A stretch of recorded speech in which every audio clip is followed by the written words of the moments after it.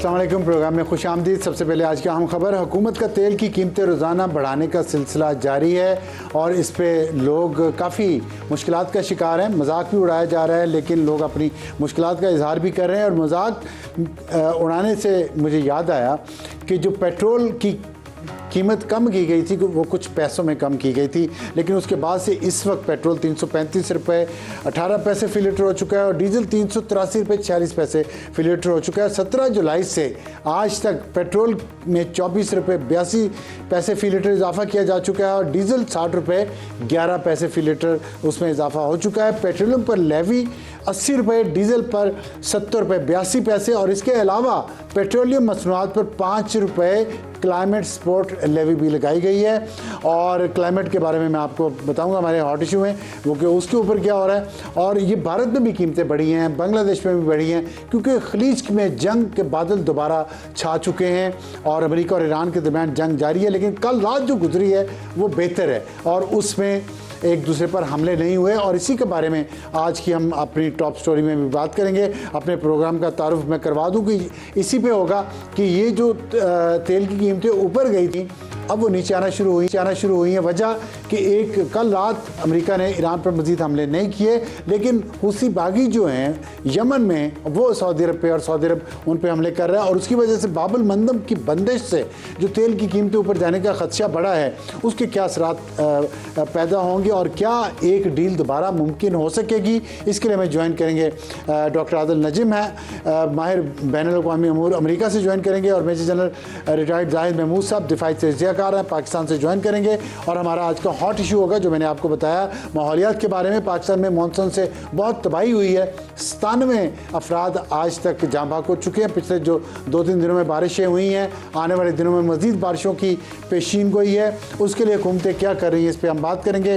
Doctor Zainab Naeem होंगी माहिर माहौलियात और मेंबर कमेटी बराए नफाज मौसमियाती तब्दीली पंजाब और हमारे नुमाइंदा उस्मान हैदर सियालकोट से और डॉक्टर मुजम्मल हुसैन चिन्नौर से हमें ज्वाइन करेंगे बताने के लिए कि इंडस वाटर ट्रीटी जो बंद जो हेल्ड इन अबेंस की है इंडिया ने, उसके बाद पाकिस्तान को दराई सूरत हाल से कैसे इतलात मुहैया की जा रही हैं या हो रही हैं। और हमारा आज का एडिटोरियल होगा बरतानिया मुसलमानों के लिए गैर महफूज हो गया है और बरतानिया में रहने वाले पाकिस्तानी उनसे भी मैं इस एडिटोरियल के हवाले से बात करूंगा कि जितने जोश से वो पाकिस्तान के ख़िलाफ़ एहतजाज करते हैं, पाकिस्तानियों के ख़िलाफ़ एहतजाज करते हैं, वहाँ पे वो इस इस्लामोफोबिया के ख़िलाफ़ भी वहाँ पे एहतजाज करें और अपनी कम्युनिटी को भी बेहतर करें ताकि पाकिस्तान इस्लाम के ख़िलाफ़ इतनी वहाँ पे नफ़रत ना हो। और बहुत अहम रिपोर्ट है जिसके बारे में हम अपने एडिटोरियल में जिक्र करेंगे। शुरू करते हैं हमारी आज की टॉप स्टोरी। बहुत नजीम साहब और जनरल जाहिद महमूद साहब, मैं डॉक्टर साहब आपसे बात का आगाज़ करना चाहूँगा कि नेतन्याहू अगले मंगल को अमेरिका आ रहे हैं, ये ट्रंप साहब ने कहा है और एक ख़बर ये आई है कि बूट्स ऑन ग्राउंड भी हो सकते हैं। तो आपके ख्याल में क्या अमेरिका बड़ा हमला करेगा ईरान पर और इसकी कितनी पॉसिबिलिटी है, जबकि कल रात तो अमेरिका ने हमले बंद किया, साथ ट्रंप ने यह भी कहा है कि ईरान के साथ मुज़ाकरात हो रहे हैं लेकिन अभी डील मुमकिन नहीं। तो इसको हम क्या समझें? बहुत शुक्रिया अफसार साहब। इसको समझने की कोशिश ना करें क्योंकि ये जो सारी बातें हो रही हैं अच्छा। ये आपको एक तरह से बहकाने के लिए हो रही हैं, आपसे मुराद है दुनिया को और एक दूसरे को कि ये यकीनन एक ज़मीनी कार्रवाई है और जंगी कार्रवाइयाँ हैं, लेकिन ये मैसेजिंग भी है एक दूसरे के लिए। ये दो एक जो है बड़ी साइकोलॉजिकल गेम में भी मुब्तला है जिसको हम कहते हैं गेम ऑफ चिकन, के दोनों जो है ना वो एक दूसरे पे प्रेशर बढ़ा रहे हैं, एक तरफ से लगता है एस्केलेट कर रहे हैं इस उम्मीद पे कि दूसरा जो है ना वो ब्लिंक कर जाएगा, वो झपक लेगा आंख और वो नीचे चला जाएगा। प्रॉब्लम ये होता है इस गेम ऑफ चिकन में कि अगर दूसरा ना झपके तो क्या होगा, फिर कोई बहुत बड़ा मार्का हो जाता है और इसी का सारी दुनिया को डर है। जहां तक जो आपने दो बातें की, नेतन्याहू का अमेरिका आना जो है एक तरह से हमेशा इंपॉर्टेंट होता है क्योंकि हमने देखा है कि जब वो आते हैं तो उनका ट्रंप साहब पे इतना इन्फ्लुएंस है और कोई एक ऐसी बात कर देते हैं कि ट्रंप साहब की आपको पॉलिसी जो है वो चेंज होती हुई नजर आती है, वो फिर और ज़्यादा करीब हो जाती है इसराइल के पहले ही बहुत ज़्यादा करीब है। इसी तरह जब वो एक वक्त आए तो उन्होंने कन्विंस कर दिया कि जंग पे चले जाओ, तो उस हवाले से यकीनन अहम है कि what will he say, not only only to Trump, लेकिन बाकी जो उनके पास कांग्रेस में और अमेरिकन कंपनियां जो हैं पैलेंटियर वगैरह जो इस जंग के पीछे हैं, उन सारों के साथ उनकी क्या मुलाकातें होंगी, हमें खबर मिले ना या ना मिले, उनके लिए वो उस लिहाज से यकीनन इम्पोर्टेंट है। इस लिहाज से भी इम्पोर्टेंट है कि इस बार एक जो उनके बहुत बड़े हमायती थे लिंडजी ग्रैहम, उनका इंतकाल हो चुका है, जो एक तरह से उनके लिए बैट करते थे जो जब वहां नहीं होते थे। ऑन दी अदर हैंड दूसरी तरह इस तरह इंपॉर्टेंट नहीं है कि वो ना भी हो तो उनका इन्फ्लुएंस बहुत ज्यादा है। तो ऐसा नहीं है कि उनका इन्फ्लुएंस सिर्फ तब होता है जब वो होते हैं, तो उस लिहाज से तो इम्पोर्टेंट है। क्या ये जंग बड़ी जंग बन ठीक। जाएगी? बन सकती है यकीनन। ऐसा एक मुख्तसर सी मैं बात करूंगा, मुझे उस दिन ख्याल आ रहा था कि हम जो है ना, हमसे मुराद दुनिया, हम फुटबॉल को इस तरह देखते हैं जिस तरह वो जंग हो, और जंग को इस तरह देखते हैं कि वो फुटबॉल हो, कि आज की खबर, आज का गोल, हाँ। आज का ये। अगर इसको हम बड़े पैमाने में देखें तो मेरे ख्याल में बॉटम लाइन इस वक्त ये है कि ये ट्रम्प साहब की फॉर एवर वॉर बन गई है। एक तरह से ये अमेरिका का यूक्रेन बन गया है। It is at a high level, it will remain at a high level. मेरा नहीं ख्याल कि conventional boots on the ground होंगे, लेकिन ये भी नजर नहीं आता कि इसकी कशीदगी कम करने को कौन तैयार है। ठीक है जनरल साहब, आप बड़ी अच्छी बात की। डॉक्टर आदिल नजम साहब ने, उन्होंने कहा बूट्स ऑन ग्राउंड तो नज़र नहीं आते, लेकिन ट्रम्प्स वॉर फॉरएवर हो गई है ये यूक्रेन की तरह। आप क्या समझते हैं कि अगर ये ऐसे हुआ, ट्रम्प्स वॉर फॉरएवर, तो इसके लिए पाकिस्तान के लिए और ख़त्े के लिए क्या ख़तरात आपको नज़र आ रहे हैं? ख़ास तौर पे आपने हुर्मुज़ के बाद बाबुल मंदब पे जो प्रेशर पड़ रहा है, और पाकिस्तान ने जो सख्त वार्निंग जारी की है हूसी बागियों को, उसके क्या असरात होंगे इस खित्ते पे अगले कुछ दिनों में? जी बिस्मिल्लाहिर्रहमानिर्रहीम। देखिए अफसार साहब, बिल्कुल आई एग्री विद आदिल साहब के जंग जो है ये फैल रही है, और ये बिल्कुल स्ट्रेटेजिक डिज़ाइन है ईरान का। देखिए ना, कालाबाग साहब की जो स्टेटमेंट आई है, अगर हम ऑयल नहीं भेज सकते तो फिर कोई भी नहीं भेज सकता। This is a clear signal कि if Iran is not at peace, so region can't be at peace. और region can't be at peace से मेरे उनकी मुराद यही है कि जो भी अमेरिकन इंटरेस्ट को गार्ड कर रहे हैं ममालिक, चाहे वो रीजनल हो, चाहे मुसलमान हो, एक्स्ट्रा रीजनल हो, उनको वो एक ही खाने में अपनी एनिमिटी के मोड में उन्होंने रखा उस वक्त तक जब तक एक लार्जर एंड टोटल पीस की तरफ बात नहीं जाती।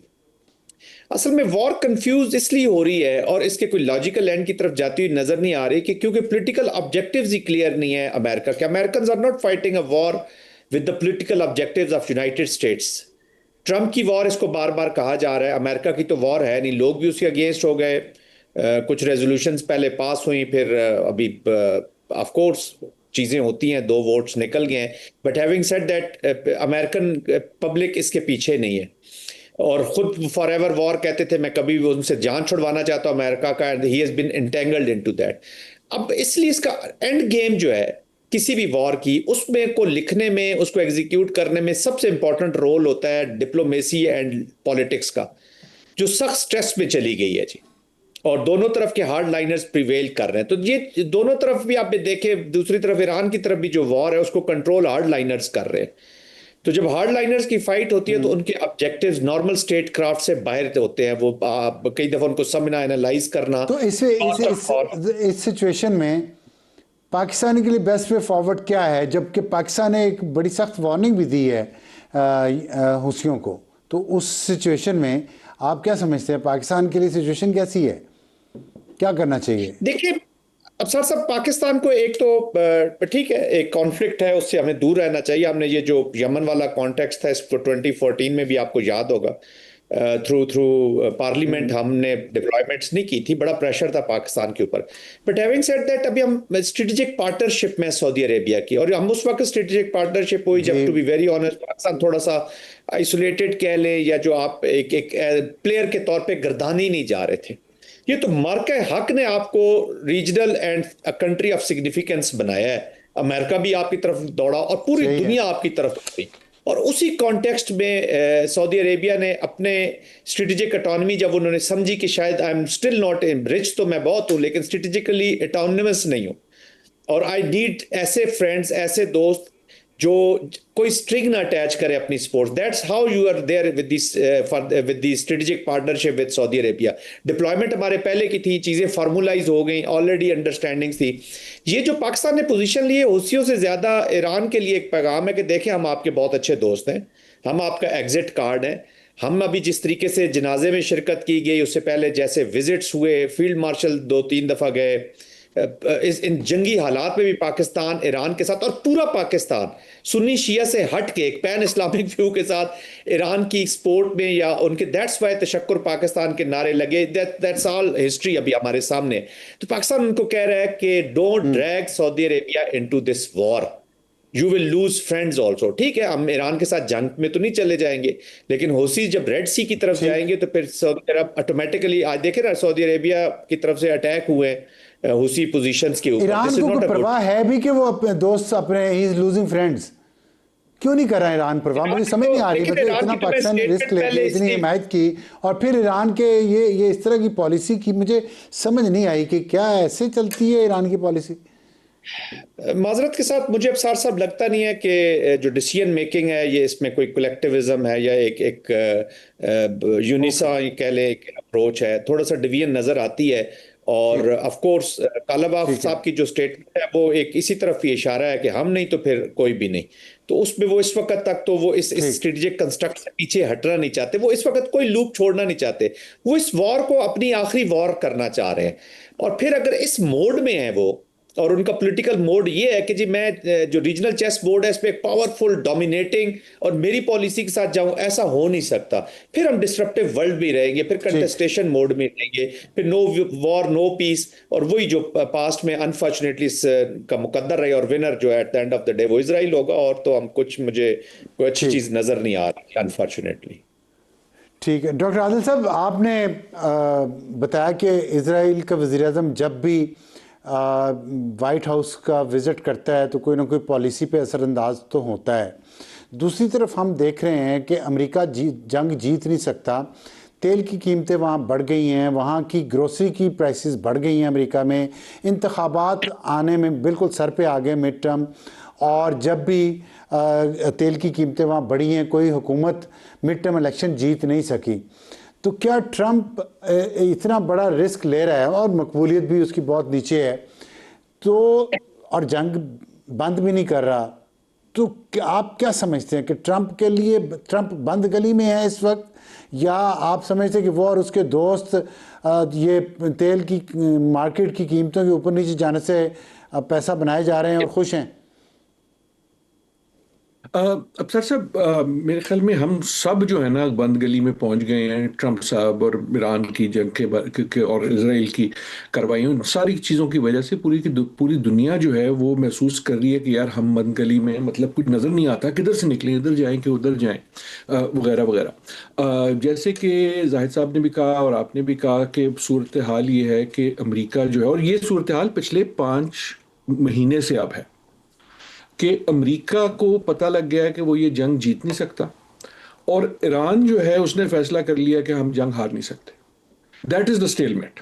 कि अमेरिका जो है वो दोनों बहरे वो हुर्मुज को रोक सकते हैं, वहां कश्तियों को रोक सकते हैं, लेकिन ओपन नहीं कर सकते अकेले। ये है ना कनेंड्रम के, जिससे किसी तरह निकलना है, और उसका निकलने का सिर्फ तरीका ये है कि दोनों किसी न किसी किस्म की अग्रीमेंट पे आए। And that is why ultimately वहीं इसका फैसला सिर्फ वहीं हो सकता है। इसका फैसला बूट्स ऑन ग्राउंड पे नहीं हो सकता, इसका फैसला गोलाबारी से नहीं हो सकता, क्योंकि ये प्रॉब्लम ऐसा है कि बहरे हुर्मुज को आप बंद कर सकते हैं, उसको खोल नहीं सकते। अब जो अभी भी गुफ्तगू हुई और जो आपका सवाल है, आई डू थिंक कि अमेरिका में और ट्रंप साहब जो हैं वो फ्रस्ट्रेटेड हैं, इससे निकलना चाहते हैं। लेकिन एक ये भी हुआ है कि एक थोड़ी सी आदत पड़ गई है, मीनिंग के ये जंगों में ये जो फॉरएवर वॉर जो होती है ना, फिर वो एक न्यू नॉर्मल बन जाता है इन अ वे। अमेरिका में कि जो इलेक्शन आने वाली है, अब एक चीज तो जाहिर है कि इलेक्शन इस जंग के दौरान ही होगी। पहले जो गुफ्तगू होती थी ना कि उससे पहले वो एक टाइमलाइन है, उससे पहले कुछ हो जाएगा, that is out of the question. Election उसी में होगी। उसको अमेरिकन सियासत ने इंटरनलाइज भी कर लिया। मेरा नहीं ख्याल कि उसका इतना असर पड़ेगा। एक मैं सिर्फ गुजारिश कर लूं, ये जो नेतन्याहू के दौरे की बात हुई है, जो जनरल साहब भी कह रहे थे, आई थिंक जंग बढ़ाना जो है वो इजराइल चाहता है। ये एक नाजुक सा पॉइंट है, so give me a minute. Iran जो है वो ये चाहता है कि सब इसमें इसकी पेन जो है वो सिर्फ हमें ना हो, लेकिन ईरान ये नहीं चाहता फॉर एग्जांपल कि सऊदी अरेबिया बाकायदा कि अच्छा जी मैं जंग का हिस्सा हूं ईरान के खिलाफ। कौन ये चाहता है? नेतन्याहू चाहता है। तो आई थिंक अगर इस दौरे की कोई सिग्निफिकेंस है, he will be pushing partly कि यार तुम सऊदी अरेबिया को और पुश करो। तो फिर वही ना, इसके बावजूद ईरान ने फिर दोबारा शुरू कर दिया काम। तो जब ईरान को ये पता है कि इसराइल इस जंग को बढ़ाना चाहता है, तो फिर ईरान ये क्यों उसने दोबारा एमओयू को ख़राब किया, इस्लामाबाद एमओयू को? मेरी अर्ज ये होगी कि इतना सिंपल नहीं है। आई डोंट थिंक ऐसा था कि वो बढ़ाना चाहते थे। ये हो सकता है कि खुसूसन जनाजे के बाद उनको एक फॉल्स कॉन्फिडेंस आ गया, लेकिन वो जो जनाजे की जो तस्वीर थी दुनिया में, उससे एक तरह से हल्लाशेरी हुई कि अच्छा हम कुछ कर सकते हैं। लेकिन it was not as if कि ईरान ने कोई बढ़ा दिया, सिर्फ उसके मुहर्रिकात दूसरे भी थे अमेरिका की तरफ से। मेरे ख्याल में अगर ईरान से आप पूछेंगे तो वो ये कहेंगे कि हमारी मजबूरी ये थी कि अगर हम एक बार हुर्मुज का जो कंट्रोल है वो दे देते हैं तो फिर हमारे पास कुछ रहता नहीं है, फिर सारा एमओयू जो है वो चला जाता है, गारक हो जाता है। क्योंकि बेसिकली हमारे पास सिर्फ एक वेपन है। हमारे पास ना नेवी बड़ी रही, ना फौज ज्यादा रही, ना हथियार ज्यादा है, ना पैसे ज्यादा हैं। हमारे पास सिर्फ एक हथियार रह गया और वो है हुर्मुज। और हुर्मुज का अगर हमने कंट्रोल छोड़ दिया तो then the game is over. मैं ये कह रहा हूं कि आप उनकी नजर में आए। अमेरिका की तरफ से लॉजिक ये थी कि अगर आपने हुर्मुज ना लिया, इन अ वे उन्होंने अपना नया गोल जो है ना, वॉर गोल ये बना दिया कि हुर्मुज को खोलना है। हालांकि ये बड़ा एक अजीब सा गोल है क्योंकि वो पहले ही खुला हुआ था, लेकिन ये वो कनांड्रम है जो कह रहा हूं कि जहां अमेरिका जंग जीत नहीं सकता और ईरान जंग हार नहीं सकता। तो ईरान के लिए हुर्मुज का कंट्रोल दे देना उसके लिए जंग हारने से के बराबर है। ठीक है जनरल साहब, ये सिचुएशन जो बता रहे हैं डॉक्टर साहब, इसमें सऊदी अरब ने फ़िज़ाई हमले भी शुरू कर दिए हैं यमन के ऊपर अपनी इत्तेहादी अफवाज के ज़रिए। तो जंग तो अरब ममालिक में पहुंच गई है। वो साथ से डॉक्टर साहब बता रहे हैं कि अमेरिका को, इसराइल अमेरिका पे दबाव डाल रहा है कि सऊदी अरब को कहे डू मोर। तो जंग इसराइल बढ़ाना चाहता है तो बढ़ गई, फिर वो उस कामयाब हो गया इसराइल। और अब ये जो हमले हुए हैं सऊदी अरब ने शुरू किए हैं, तो अरब ममालिक इसमें इन्वॉल्व हो गए। देखिए अफसर साहब, जो पहला हौसीज का और सऊदी अरब का रिस्पांस है, कोई भी मिलिट्री हो किसी भी मुल्क की या कोई भी मुल्क हो, वो अपनी सॉवरेनिटी, चाहे वो नॉन स्टेट एक्टर ब्रीच करें या एक स्ट्रक्चर्ड स्टेट ब्रीच करे। जैसे अभी ईरान रिस्पॉन्ड कर रहा है टू यूनाइटेड स्टेट, एसिमेट्री उनकी कोई मिलिट्री फोर्सेस का कंपैरिजन तो हो नहीं सकता। पाकिस्तान इंडियन कॉन्टेक्स्ट आपने देख लिया। सऊदी अरेबिया एक बड़ी कंट्री है, उधर जब नॉन स्टेट एक्टर्स भी हों, बेशक उसके पीछे जो पॉलिटिक्स है उसको भी जवाब देने के लिए, और जो फोर्सेस काम कर रही हैं अपनी डेटरेंस अगर आप मेंटेन नहीं रख सका सऊदी अरेबिया और डेटरेंस ब्रीच हुई, चाहे रेड सी कोई कसस बुलाए रख के वॉर की गई, तो उसकी फौज का और उस स्टेट का काम होता है अपनी डेटरेंस रीगेन करे। एक अगर एक्टिविटी है तो उसका रिस्पॉन्स माउंट करना एक कंपल्शन होती है स्टेट के लिए, किसी भी सॉवरेन स्टेट के लिए। जैसे हमने मार के हक किया या ऑपरेशन संदूर के खिलाफ, उसी तरह पहले आपने पुलवामा में लिया, तो जंग तो हमने आगे फिर फैलाई नहीं, लेकिन एक सर्टेन स्टेज पे जाके एग्जिट की हमने। फिर हम एस्केलेशन लैडर पे आप ऊपर होते, इसलिए तो आपने मिलिट्रीज रखते हैं, वरना they militaries they lose their purpose. तो सऊदी अरेबिया ने उस कॉन्टेक्स्ट में किया। जहां तक हुर्मुज का, बिल्कुल डॉक्टर साहब सही कह रहे हैं कि ये जो मिलिट्री लीवरेज है ये इनको ये रखना चाहते हैं, और ये जियोपॉलिटिकल भी है, जियो इकोनॉमिक भी है। सब चीजें इकोनॉमिक, पॉलिटिकल, मिलिट्री, तीनों एडवांटेज अगर किसी ने, ईरान ने लिए तो वो हुर्मुज से लिए। वो हुर्मुज को अपने कंट्रोल में रख के रीजनल चेस बोर्ड पे जाना चाहता है। Hormuz has become the sign of power. ठीक है जनरल साहब, बहुत शुक्रिया हमसे बात करने का, डॉक्टर आदिम से बात करने का। वक्त पर हमारे एक टेलैंडर का, और ये टेलैंडर है मैमूना सत्तार। पाकिस्तान की जेनजी ने ये बताया है कि इंडिया की जेनजी ने जो पिछले कुछ महीनों से वहाँ पे एक स्ट्रगल कर रही थी, उसका नतीजा क्या निकला है, और इंडिया की जेनजी और पाकिस्तान की जेनजी की स्ट्रगल में फ़र्क क्या है। प्रोग्राम में दोबारा खुशामदीद। हमारा आज का हॉट इशू, मॉनसून से पाकिस्तान में तबाही। 97 अमवात अब तक रजिस्टर्ड हो चुकी हैं पूरे पाकिस्तान में, और शदीद बारिशों की पेशीन गोई की गई है। आज 25 जुलाई से लेके 30 जुलाई तक मुल्क के तमाम हिस्सों में, और इस पे हुकूमतें क्या कर रही हैं इसके बारे में आज बात करेंगे। हमें ज्वाइन करेंगी डॉक्टर ज़ैनब नईम, जो माहिर माहौलियात हैं, मेंबर हैं कमेटी बराए नफाज मौसमियाती तब्दीली पंजाब। उस्मान हैदर साहब हमारे हेड मराला में नुमाइंदा हैं सियालकोट के, वो हेड मराला पे मौजूद है, और डॉक्टर मुजम्मल हुसैन वो भी नुमाइंदा है समा के चिन्योट में दरिया चिनाब पर मौजूद हैं, और उनसे पूछेंगे कि वहाँ सिचुएशन इस वक्त क्या है। लेकिन मैं पहले डॉक्टर ज़ैनब नईम की तरफ चलता हूँ, क्योंकि हमें जो इस वक्त इतलात आ रही हैं उस पर लाहौर में काफ़ी तबाही हुई है, बहुत सारे इलाकों में पानी गया है, पंजाब के दूसरे शहरों में काफ़ी है। सबसे ज़्यादा जो अमवात हैं 29 खैबर पख्तूनख्वा में 52 अफराद जाम बहक हुए हैं, 75 जख्मी, पंजाब में 29 अफराद जाम बहक हुए हैं, 203 जख्मी हैं। और इसकी वजह क्या है? डॉक्टर ज़ैनब ये बताइएगा कि हमने पिछले साल जो सैलाब आए थे और उसमें 946 लोग जाम बहक हुए थे, तो कहा गया था कि अगली दफ़ा खुदा ना खासा सैलाब के लिए हमने बड़ी अच्छी तैयारियां की हैं पंजाब में, और रेन वाटर हार्वेस्टिंग एक प्लान हमने सुना। उसके बावजूद हमने देखा कि वो प्लान कामयाब नहीं हुआ। DHA के फुटेजेस आ रहे थे, ताजपुरा लाहौर में मैंने देखा कि वो लोग कहते हैं हर साल यहाँ पे पानी आता है, लोगों के घरों में घुस जाता है। क्या प्रॉब्लम है जो अभी तक आपके ख्याल में काबू नहीं पाया जा सका जिस पे?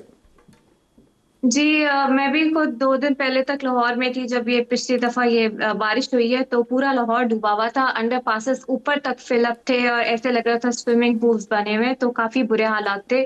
चाहे पॉश एरिया हो या चाहे अंदरूने लाहौर, हर तरफ ही एक जैसे हालात थे।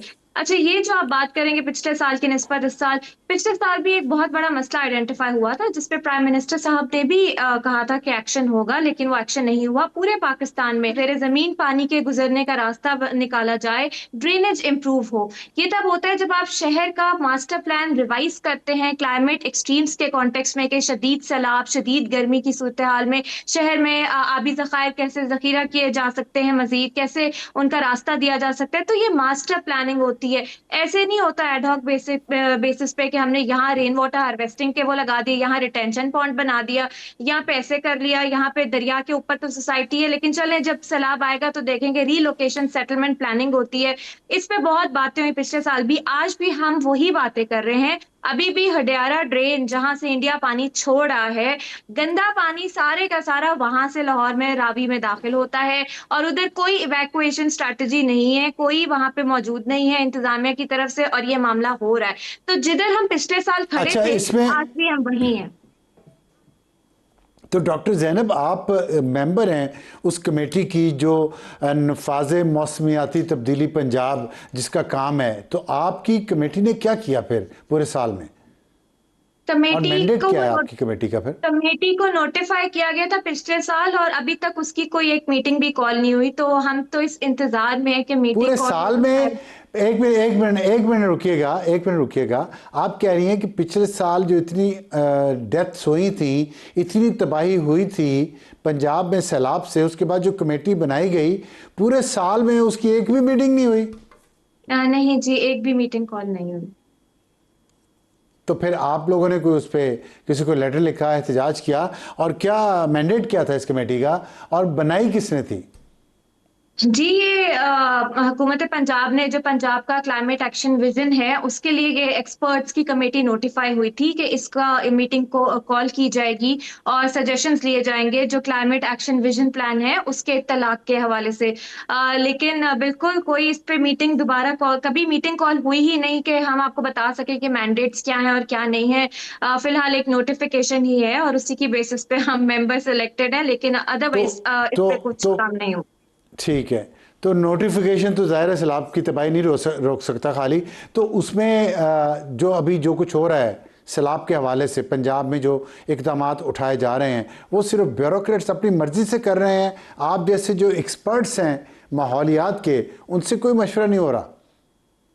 देखिए, मुझे तो समझ में नहीं आ रही, जो भी प्लानिंग हो रही है वो सर पे पड़े तो हम करने वाला हिसाब किताब है। पंजाब में नो डाउट बाकी सूबों के मुकाबले में इन्वायरमेंटल स्ट्रैटेजी में काफी हमने तब्दीलियां देखी और अच्छी चीजें भी देखी, लेकिन जो सैलाब और अर्बन रेजिलियंस और क्लाइमेट के हवाले से, जो क्लाइमेट एक्सट्रीम के हवाले से प्लानिंग है, वो उस तरह से नहीं हो रही जिस तरह से होनी चाहिए, बल्कि उल्टा महंगे से महंगी टेक्नोलॉजी और नई टेक्नोलॉजी जिसकी हमें जरूरत नहीं है उस पे काम हो रहा है। लोकल नॉलेज, इंडिजिनस कम्युनिटी का नॉलेज, उसका पॉलिसी में एक्नॉलेजमेंट, उसके हवाले से काम और उसमें लोगों को शामिल करके काम, ऐसा कुछ फिलहाल मेरी नजर से तो नहीं गुजरा।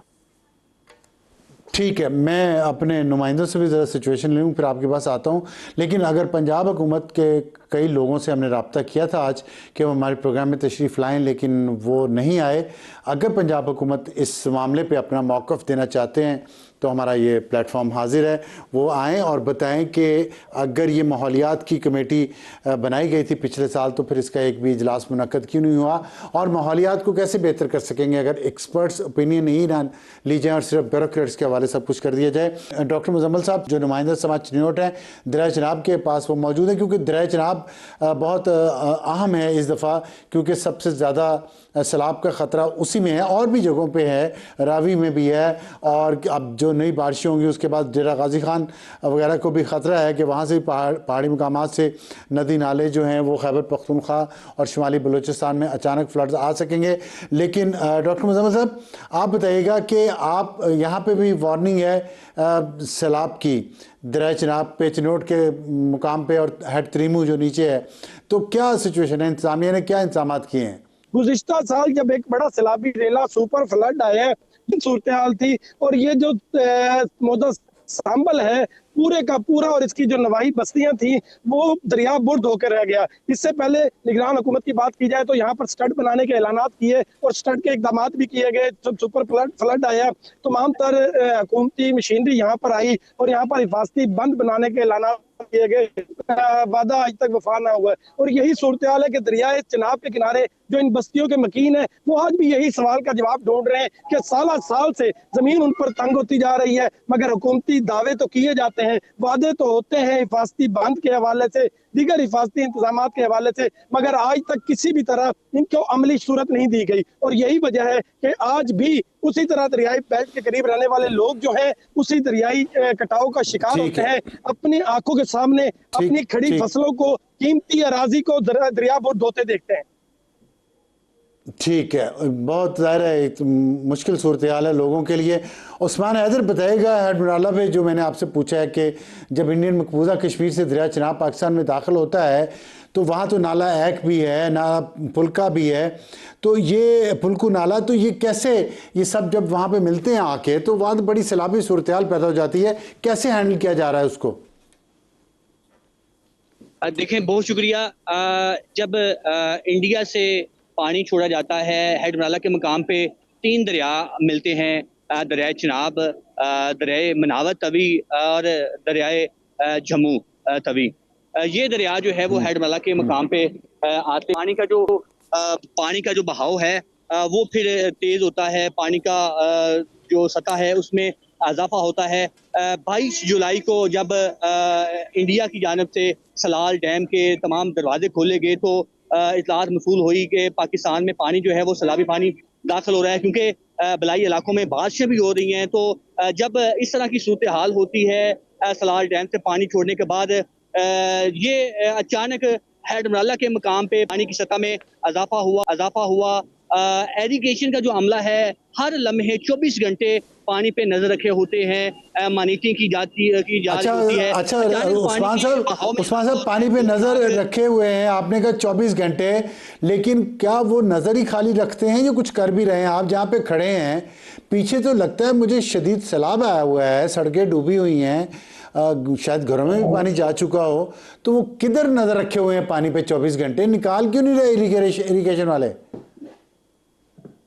देखें, दावे तो किए जाते हैं, लोकल इंतजामिया जो है, आपको याद होगा कि 2025 का जब सैलाब आया तो सियालकोट और दरियाए चनाब की पट्टी में रहने वाले जितने भी देहाती थे उन्हें शदीद मुश्किलात का सामना करना पड़ा। सैकड़ों देहातों में, दर्जनों नहीं सैकड़ों देहातों में पानी दाखिल हो गया, सैकड़ों एकड़ फसल जो है वो तबाह हो गई, जरी रकबा जो है हजारों एकड़ वो तबाह हुआ, लोगों का भी नुकसान हुआ। अभी की जो सूरत हाल है, अभी भी जिस मुकाम पे मैं मौजूद हूँ ये पूरे इलाके में इस वक्त पानी ही पानी है, घुटनों घुटनों तक पानी जमा हुआ है। कौन सा इलाका है ये डस्का का इलाका है, डस्का का इलाका है। ये अंदरोन शहर में इस वक्त मैं मौजूद हूँ और मेरे अकब में भी आप देख सकते हैं कि इस वक्त भी कई फुट तक पानी जमा है। और इंतजामिया की जानिब से दावे तो बड़े बड़े किए जाते हैं, लेकिन